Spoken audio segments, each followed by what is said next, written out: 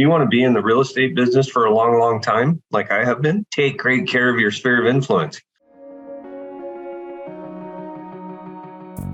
Agent Power Huddle is a daily jumpstart. Hey, did I get your attention? We're doing something special for the next month. We're going to focus on now business. Like, how do you generate income today, right now? My name is Jesse Zagorski. You probably know me as one of the regular hosts here, producer of the Agent Power Huddle. I'm also a broker associate with EXP. And what I keep hearing over and over again is agents that truly need to shift their business. The market shifted, they need to shift, and they got to close the deals today. And so whether you're a brand new agent, this series is for you. Experienced agent, this series is for you. It doesn't matter. Agent on a team leader, we're going to give you strategies and techniques to figure out how to scale and grow your business to close deals today, not in the future, not tomorrow, today. This is what we're focusing on all month, the techniques, the strategies you need. So welcome to the Agent Power Huddle. I love that intro. I love when he tears through the screen. Good morning, everyone. My name is Ed Laine. I'm a broker with EXP out of Seattle, as you might be able to tell by the Space Needle over my shoulder. And today we are going to be talking about, if I can share my screen, supercharging your referral network, which is very much about now business. If you think about it, you know, if you don't have a large sphere of influence, we can talk about how to help grow that. But at the same time, when you have a decent sphere of influence, you literally can call through your sphere and end up with a referral by the end of that series of phone calls. So take this all very seriously because sphere of influence has to be one of your top 3 revenue pillars, and it will be. And it's because it's the most sustainable part of your business. So if you want to be in the real estate business for a long, long time, like I have been, take great care of your sphere of influence. So that's what we're going to talk about, is how to turn your referral network on high and generate business out of it. So let's do a little bit of math, shall we? If you guys have ever heard of Malcolm Gladwell, he's a great sociologist and psychologist that writes really great books, one of which is called The Tipping Point. And in The Tipping Point, he talks about how we each know 212 people. And if you think about it, each of your 212 also know 212, right? So the math is really pretty simple. You are one referral away from about 45,000 people, if you think about it that way, right? So the key is to be top of mind with your 212, right? Because that's a lot of people. And we can actually take the math a little bit deeper. According to the US Census Bureau, the average person moves 11.7 times in their lifetime, or said measured in years, they move about every 7 years. Well, that means of those 44,944 people, 6,400 of them are moving this year, right? If it's dispersed evenly over these next 7 years, all 45,000 of them are going to move. When are they going to move within that 7-year time frame? Does that make sense to everybody? So that's a lot of deals, right? And if you're top of mind with your 212, then when they're at a holiday party or a work event or a Starbucks and they overhear a conversation about real estate, you want your name to pop into their head, right? That's the key, is how do you stay top of mind with that group? Because your net work is really your net worth, right? So first thing you gotta do is grow your sphere of influence. Now, there's a lot of different ways to do it. On my team, we actually have a document, and if people want a copy of it, email me. But it's basically like 150 questions about who do you know? You know, it's everything from who did you buy your last set of tires from, to who's your dentist, to do your kids play soccer and who's on their team? You know, those sorts of things, times 150. So it really causes you to do a brain dump of who do I know? And then you can go back through that list and start filling it with contact information, right? Because a lot of people will have hundreds of people in their phone. They may have hundreds of people in their email address or email account. And then they may have another 100 people or so from this Discovering Your Sphere document that I'm referring to. Those are all ways to start building your database, right? And then the other thing is lead generation. If you are skilled at lead generation or care to learn it, we can teach you. Those are people that you're meeting that you did not know, that you do now know, and you can add them to your sphere of influence, right? So I know when you move to a new city or something like that, it can seem like a daunting task, but it doesn't have to be if you're very deliberate about how you're going to grow it. I always tell the story of this one gal that literally moved to Seattle from Michigan because she looked us up online and fell in love with our training. And she wanted to be trained by us in Seattle. So she literally moved to Seattle for that, which is crazy and flattering, but holy cow. But she came to Seattle with zero sphere of influence. And so we taught her these techniques. And in 90 days, she had 90 people in her sphere of influence. So it can be done. And you just have to get out of your comfort zone, right? To say hi to a stranger at a grocery store or at a Starbucks or whatever. You've got to be top of mind with them, right? So the best way to stay top of mind is to manage them. And that includes sifting and sorting them into categories. So what we recommend is you sort them into A, B, and C, all right?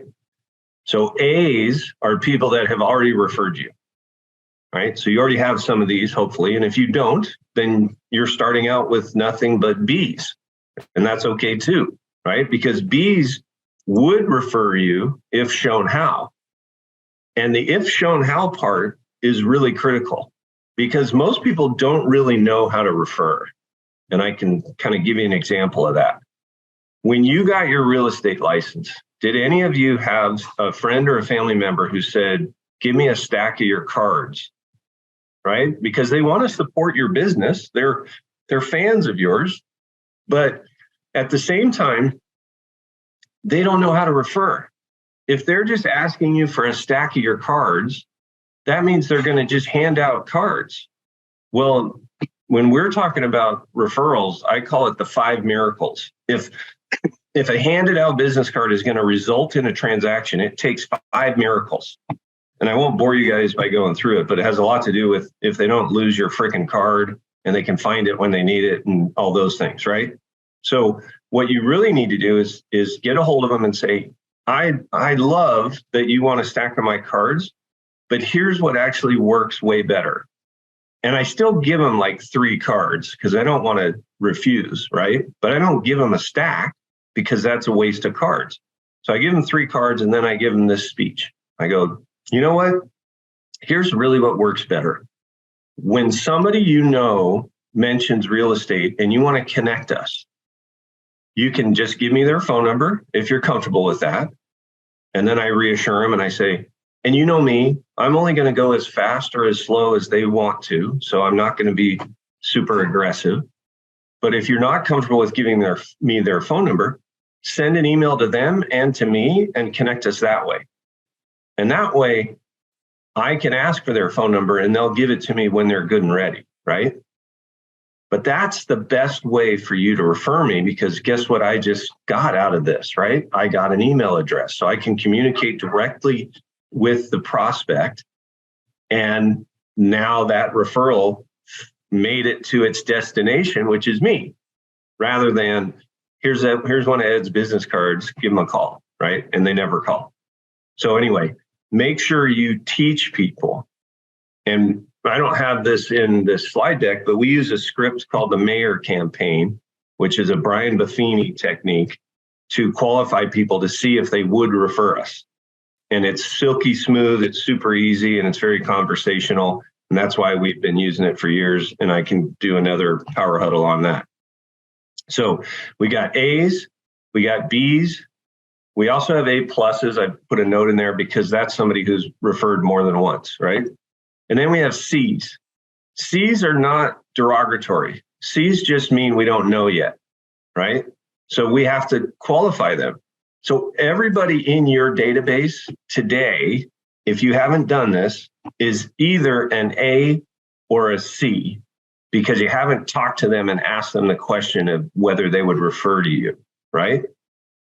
So any new additions to your sphere of influence by default is a C, and then you got to talk to them and say, hey, here's what I do. Here's why I'm great at it. Whatever script you're using, or you can use the mayor campaign, whatever. But the end of that conversation needs to be, if someone you knew was thinking about buying or selling, would you refer them to me?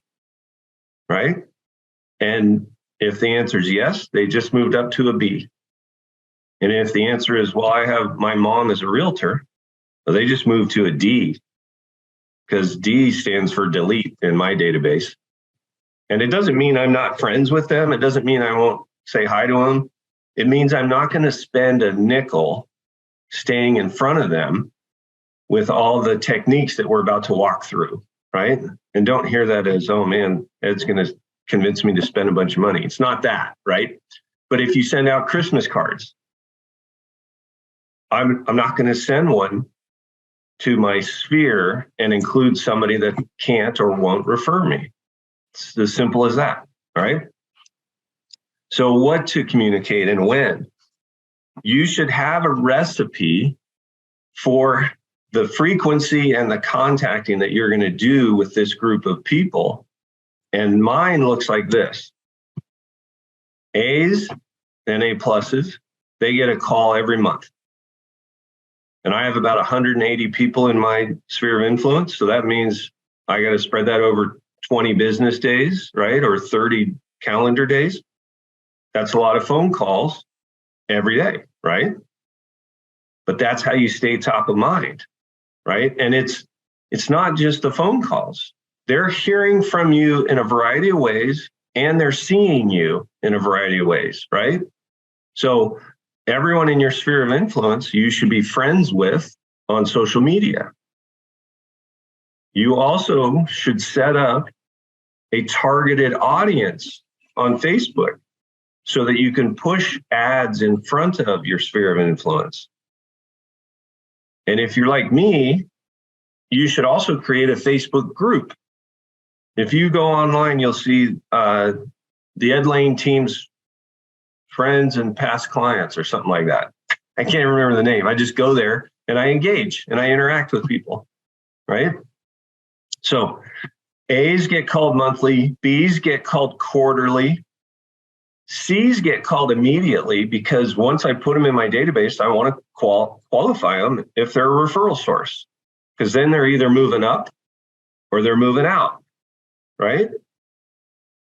I'll do targeted ads on my entire sphere. I add them to the Facebook group. I invite them to CAP events, client appreciation events. So right now I'm doing Toys for Tots toy drive. The C's, it says probably, because I'm going to qualify them and then send them an invite, right? The immediacy of this conversation with new additions to your database has to be like same day type stuff, right? So there's not a big lag where someone's going to be in the C category for very long. They get into my database, they're a C until I talk to them, and then I move them to a B because I've now coached them on how to refer, right? Add to the email drips. So I've set up different drip sequences based on your status. And then you should time block for jumping into social media and engaging with your A's and B's on a consistent basis. And not just giving thumbs up. Engage, comment, ask questions, compliment, be real, right? It has to be deliberate or it's not going to happen. Or you're only going to engage when someone comes across your feed. You need to seek out your sphere, which then also will cause them to show up on your feed more often because the algorithm will recognize that you engaged, right? So it sees that you have a deeper connection than just friends on Facebook, right? And then I do a program called Client Giant. If you guys have heard of that, great. If you haven't heard of that, I know there's other programs out there, so I'll just describe what it is. It's basically a program where 4 times a year, my sphere of influence gets a gift. The last gift was right before Thanksgiving, and it was a deck of cards. Picture like a Cards of Humanity type deck of cards, but it wasn't vulgar stuff like Cards of Humanity is. It was thought-provoking and discussion-provoking questions. And it was perfect because it was right before Thanksgiving when you're getting together with all your family. If conversation gets stale, we whip that thing out. And we actually did it with my family. Once everyone finished dinner, my wife was like, hey, we got this deck of cards. I want to try it out. And so we did that for an hour and had a great time with it. But that's once a quarter, they're going to get something. And it's everything from a travel tote to a blanket to, I can't even think. I just saw the one for January. And now I can't remember what it is. Anyway, so that is $99 a year. So the items run about $25 value each, but because they're doing thousands of them at a time, they're decent quality items actually. So consider doing that for your A's and A pluses, right? So I have about 180 people that are A's or B's. I have about 40 of them in this program. So that's $4,000 a year, right? And do you have to do that? No. Could you do 10 people or less? Sure. It's up to you, right? But consider doing that because, man, I'll tell you what, when they receive that item, my inbox blows up. Phone calls, emails, social media posts, messaging. People are like, oh my God, I got this thing. It's so cool. It's perfect. I needed one. I was just going to buy one and now I don't have to or whatever, right? All right. So when you're calling them on a monthly basis, what should you say, right? So there's some ground rules for calling, right? Be normal. Yeah, Jess. Hey, quick question. Sure. I don't know if it's confidential or not, but do you know roughly what Client Giant costs you per person yearly? Yeah, it's $99 a year. Per person, that's it? Yep. Yeah. So if I close a deal tomorrow, actually I closed the deal yesterday, I'll add them to my Client Giant, I'll pay them $99, and then that person is set for the next year. And how many gifts do they get? 4 times a year. 4. Wow. Thank you. Yeah. Yeah. And like I said, they're good quality too. You'd be impressed. Yeah. I have my SOI pretty well categorized, but of course we can always improve our systems. Yeah. And I do want to give back to people that are constantly giving me referrals. So this would be a great way to do it. And I think cheaper for me to do it this way than the way that I'm normally doing it. Yeah. Yeah. No, I'm with you, Jess. I did something I'd wanted to be doing for a while, but I just didn't spend the time to go research and find the right solution. Yeah. And the minute I heard it was $99, I was like, I'm in, because it's a no-brainer. Even if it was, turned out to be crap stuff, I just shut it off. But I'm big about testing stuff anyway. So I pulled the trigger and haven't looked back. It's been awesome. I love that. I also love what you said about your database too, with people that have other people that are realtors and categorizing them at D's. Yeah. I've always kind of overthought if I categorize as this person, should I lose this person? Like if I don't have someone's email address and they haven't picked up the phone in years or haven't responded at all, they're not a priority. But in the past, I've heard, well, keep calling them. And I'm like, why am I putting energy into that person when I can put energy into someone who does pick up the phone when I call? I don't know. Yeah. That might not be the right idea, but that's just where my thought is. No, I'm with you. I heard an analogy just the other day. It was actually about recruiting, but it still applies here, which is he goes, I prefer to chase the people that are swimming towards me rather than the ones swimming away from me. And I was like, oh, that's amen, great. brother. Right?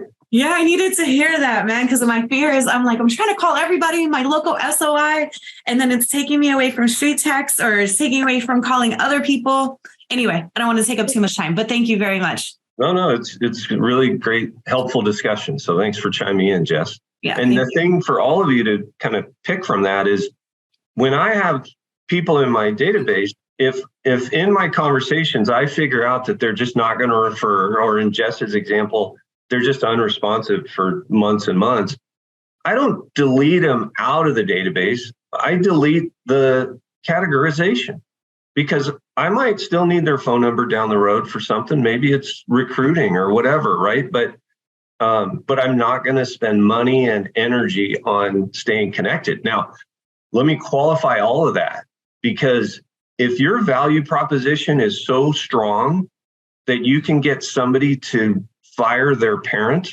or their child, go for it. Like the rule of thumb that I use with my team is I tell them, hey, immediate family are going to have a hard time getting somebody to take money out of the pocket of their parent or child, right? Because there's just that higher level of loyalty. But distant family, aunts, uncles, cousins, go for it and go hard. And I've gotten people to fire their distant relatives all the time. Having said all that, I even had one of the agents on my team get a buyer to fire their father. So that's why I say, hey, give it a try, right? But when you figure out that they're like, no, I'm going to always refer to that person, delete, right? So back to calling. None of this should be, earth shattering for you, right? Be yourself, be respectful of their time, be a resource, but always end the conversation asking for referrals, right? So respectful of their time could be you saying, hey, I only have a couple minutes, but I just wanted to reach out and say hi. I hope you and the family are enjoying the holidays.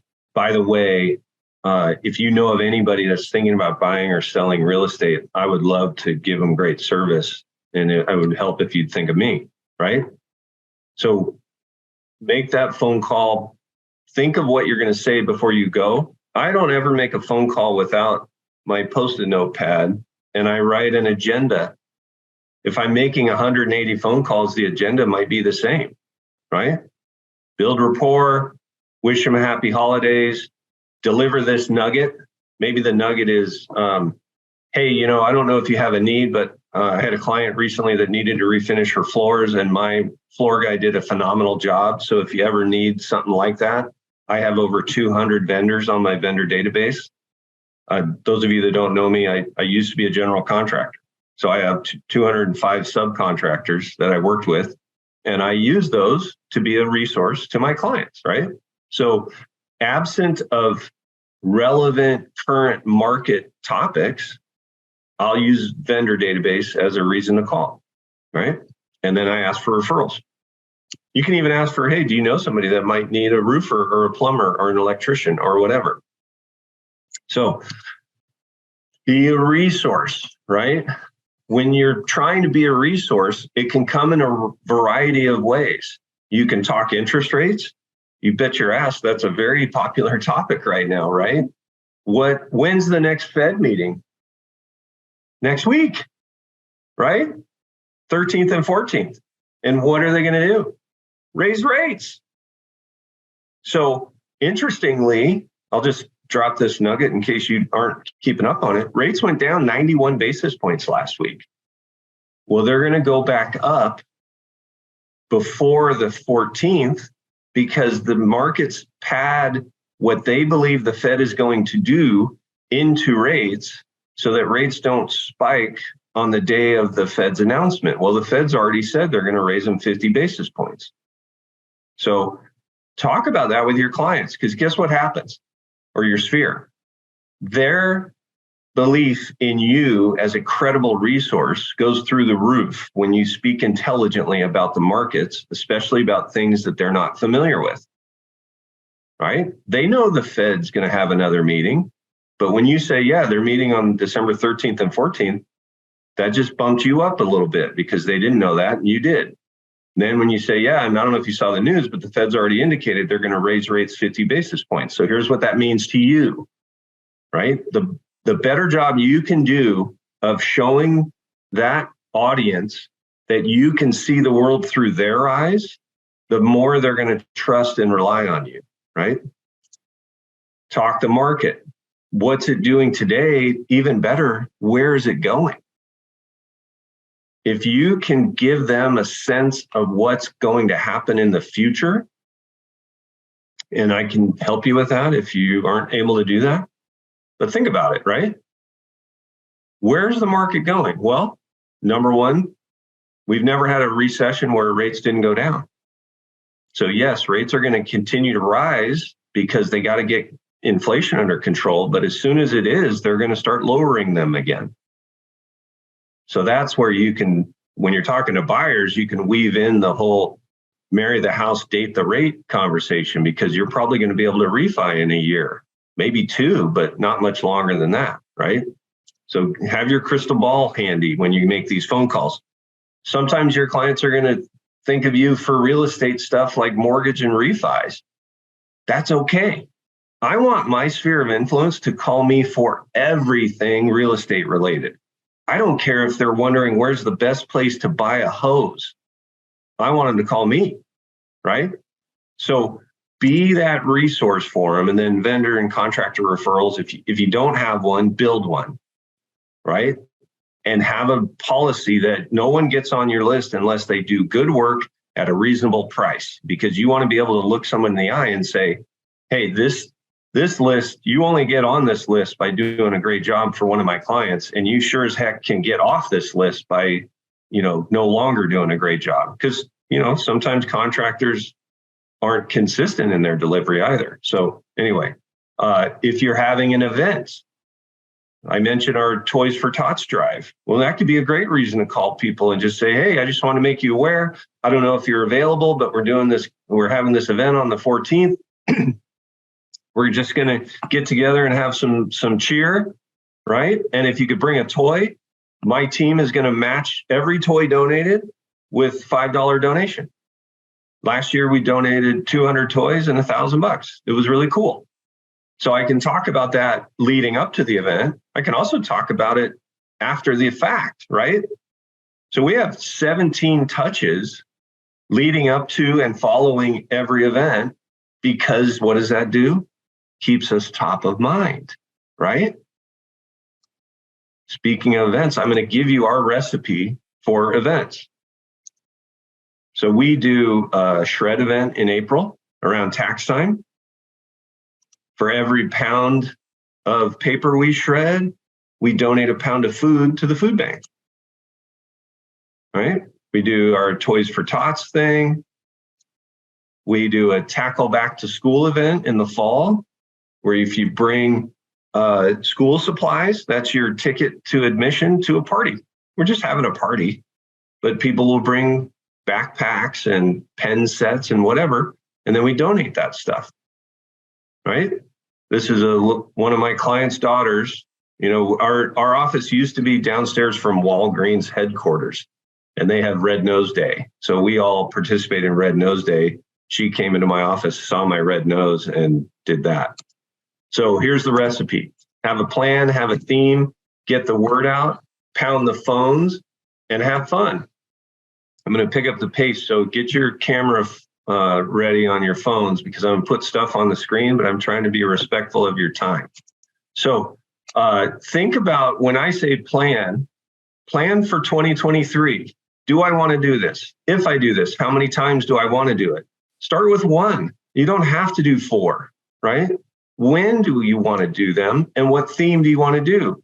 I'm going to give you a matrix of potential ideas that you guys could use. And always have a charity involved, right? Because when you have a charity involved, they're more likely to attend. Here's the matrix. So shoot a picture of this. I'll leave it on the screen for 5 seconds or so while I talk.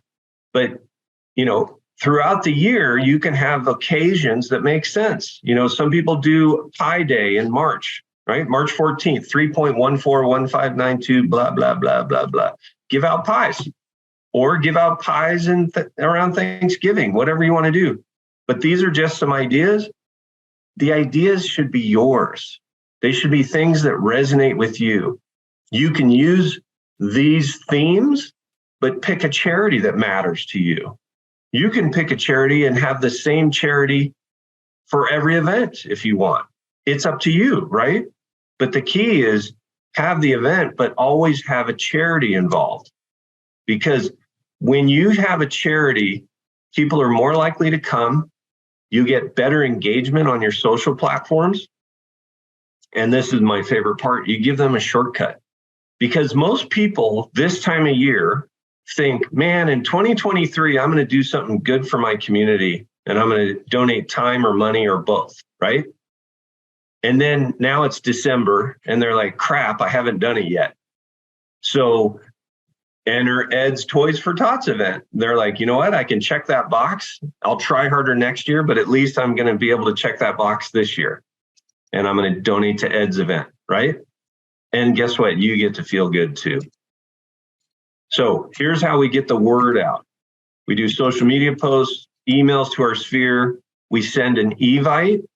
We also send a physical invitation to people, right? To our A's and B's. And then we call in the couple of weeks leading up to it. We use, that's social media posts. That's the invite. That's the email. Then we use text reminders the day before. And we use a script, right? When I say I use this to script every one of my calls, do you think I would use a script for calling my sphere to promote my event? Hell yeah, right? And then on the day of the event, have fun. And in my office, we had a 2-tap kegerator, so we made sure to have fun.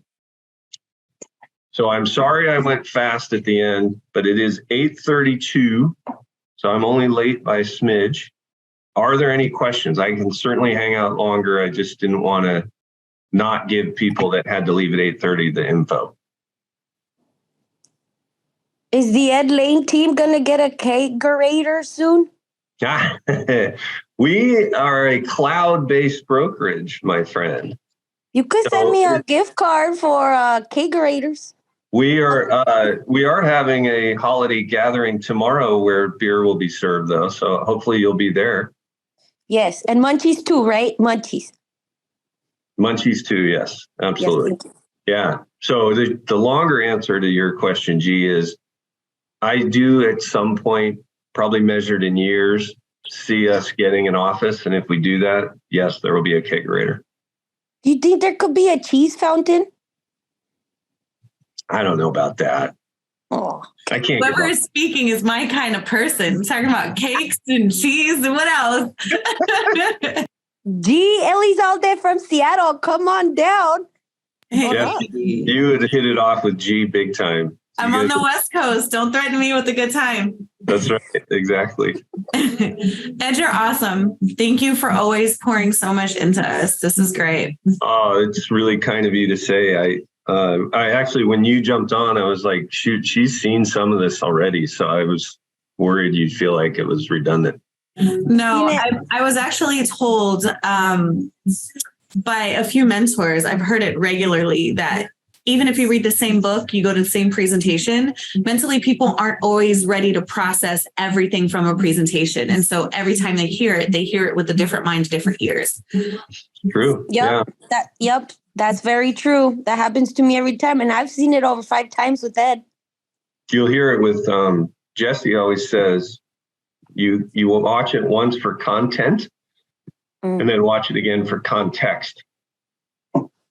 And I think that's just kind of how our brains work. So thank you for saying that. And, any other questions, Nia? Yeah. Could you go back one screen if you're sharing your screen? You had that script and I didn't quite have time to really review that on your calls. Yeah, absolutely.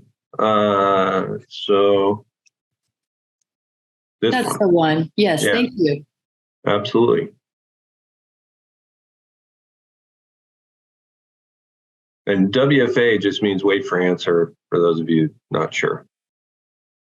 Right? But we try and predict what they're going to say and have an answer for it, right? If yes, that's great. How many people should we count on? If no, that's okay. We realize this is a busy time of year. We just thought we'd give you some of your freedom back now that kids are back in school.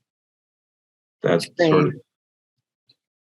It's wonderful that you share your scripts. Thank you. Yeah, absolutely.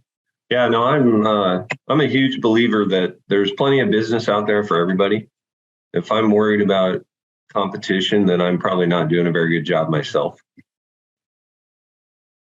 And this top of mind thing is probably a great example of that, right? Like if one of my sphere gives a referral to somebody else, I got to look in the mirror. I can't be mad at them. Mm-hmm. I wasn't top of mind. And it happens. Sometimes you'll get people that are like, I see so much stuff from you, Ed, that I just assume you're killing it. And I wanted to help this new person get started. How can I be mad at that, right? Well, they think you're too busy. I got to do a video on not being too busy. Every time I see people, they're like, you're so busy. And it's not that. I just, for the most part, time block and do well with that. So I get more done. And so I don't know how to explain that. Well, and I usually frame it as I'm active on social media. That's why you see me a lot.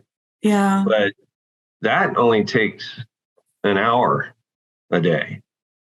So I got plenty of time to take great care of anybody that you think might need my services. Mm-hmm. That's a good one. I was talking to a good girlfriend of mine the other day, and we were talking about making air fryer fried chicken. And she goes, I'm surprised you have time to cook.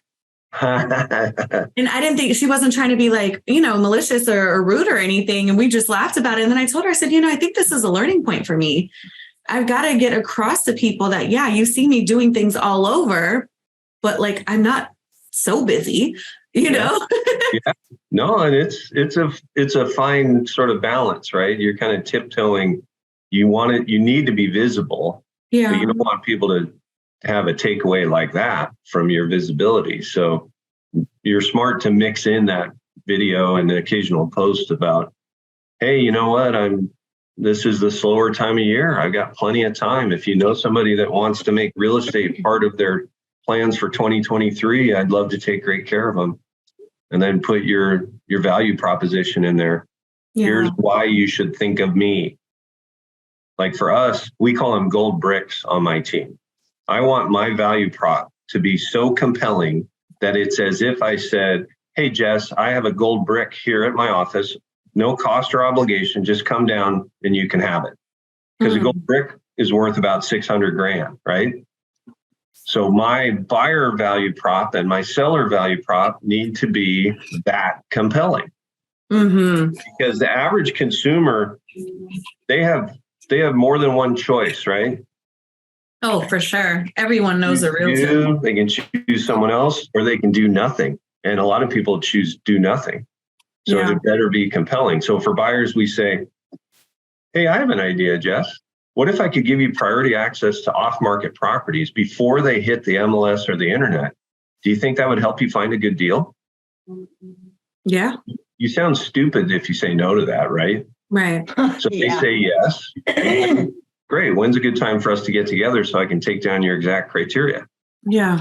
And then I book an appointment. And for sellers, we actually have a sell for free program. Okay. So, hey, why don't we get together? I can walk you through how our sell for free program works. I can also tell you what to do and what not to do. More importantly, to get your home ready for sale. When's a good time for me to come by? Nice. So those are our gold bricks. What are yours, right? Yeah. And I'm learning that too. I've got to get back to the basics. I got to EXP and then I started doing all of these masterminds and they're so exciting. And I did get a little ahead of myself. I started doing so much, but a little of each. And that doesn't fly. You got to do a lot of a little, if that makes sense. So now I'm scaling back and I'm just focusing literally on doing social media for marketing purposes, but also for lead generation because I'm paying for ads. So I have videos that I post that are for marketing purposes. I do a program called Book Me Solid, which are DMs about properties. I also pay street text via Facebook, but that captures information. I was trying to do a couple of other things too, but right now I just got to get back to basics. Yeah. Well, and the best part of what you said, Jess, was actually earlier when you said, I'm doing time blocking to maximize my time. Because you can do many things. You're smart to minimize it to those where you can be most effective and go deep on. But by using time blocking, you never feel guilty about neglecting something else because you know you've got time dedicated to whatever that something else is later in the day. Yeah. And I do have to restructure my calendar a little bit to focus on these other things too that we were talking about, to refocus, since I kind of got ahead of myself. So progress. Absolutely. It can be like drinking from a fire hose. So. All right, my dear. Well, I appreciate you and I appreciate your time. And thanks for engaging. These are way more fun when people ask questions and talk. Thank you, Ed. I agree. Have a great day. All right. Bye. See you, Kathy. See you, Nia. If you'd like more information or to get connected to the Agent Power Huddle, join our free Facebook group. This call was designed for the agents in our EXP organization, but open to any agent from any brokerage. If you're a guest and you're interested in learning more about EXP or our specific resources within the Agent Collective, reach out to the person who invited you to this call to get more info. Produced by the Agent Collective Media Network.